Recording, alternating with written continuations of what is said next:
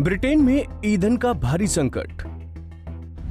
देश के 90% petrol pump हुए बंद।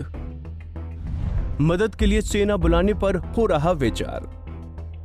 इन दिनों ब्रिटेन आवश्यक वस्तुओं की सप्लाई के साथ साथ भयानक ईंधन संकट से जूझ रहा है। स्थिति कुछ ऐसी है कि यहाँ के 90% पेट्रोल पंप पर फ्यूल खत्म हो चुका है और जहाँ सप्लाई चालू है वहाँ भी अराजकता की स्थिति है। लोग ज्यादा से ज्यादा गैस और पेट्रोल खरीदने के लिए यहाँ वहाँ भटक रहे हैं। पेट्रोल पंप पर लोगों की भीड़ को नियंत्रित करना मुश्किल हो रहा है। सरकार ने आश्वासन दिया है कि देश में ईंधन की कमी नहीं है, लेकिन इसके बावजूद कई खुदरा विक्रेताओं को अपनी दुकानें बंद करनी पड़ रही हैं। ईंधन की कमी के कारण न केवल खाने पीने के सामान की भारी किल्लत हो गई है, बल्कि ट्रांसपोर्ट सिस्टम पर भी बुरा असर देखने को मिल रहा है। विशेषज्ञों ने चेतावनी दी है कि इसका असर ब्रिटेन की अर्थव्यवस्था पर भी देखने को मिल सकता है। हालात इतने बिगड़ चुके हैं कि प्रधानमंत्री बोरिस जॉनसन की सरकार सेना की मदद लेने पर विचार कर रही है। ब्रिटेन में इस संकट के लिए विपक्षी दलों ने ब्रेक्जिट यानी ब्रिटेन के यूरोपीय संघ से बाहर निकलने की व्यवस्था को जिम्मेदार ठहराया है, जबकि सरकार इसे महामारी के कारण पैदा हुआ अस्थायी सप्लाई संकट बता रही है। इसके अलावा भी कुछ अन्य कारणों का नतीजा ये हुआ है कि ब्रिटेन की सप्लाई चेन ही चरमरा गई है। रिफाइनरी से पेट्रोल पंपों तक तेल नहीं पहुंच पा रहा है।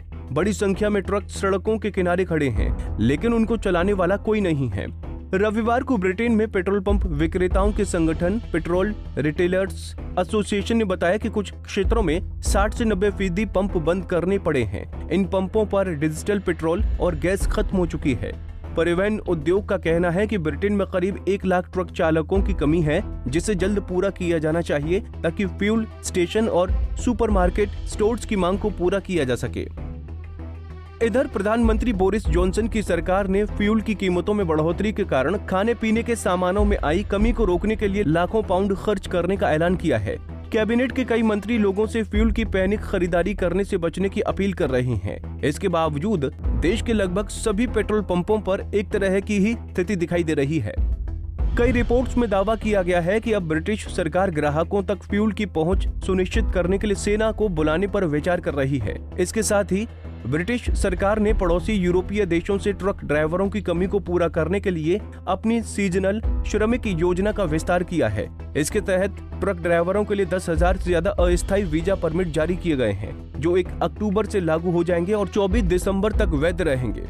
ब्रिटिश सरकार ने शनिवार को बताया कि इस व्यवस्था के बाद 5,000 तेल टैंकर और फूड ट्रक ड्राइवर ब्रिटेन में काम करने के लिए उपलब्ध होंगे। साथ ही आगामी क्रिसमस सीजन से पहले बढ़ने वाली मांस की मांग को पूरा करने के लिए 5500 पोल्ट्री कर्मचारियों को भी अस्थायी वीजा दिया गया है।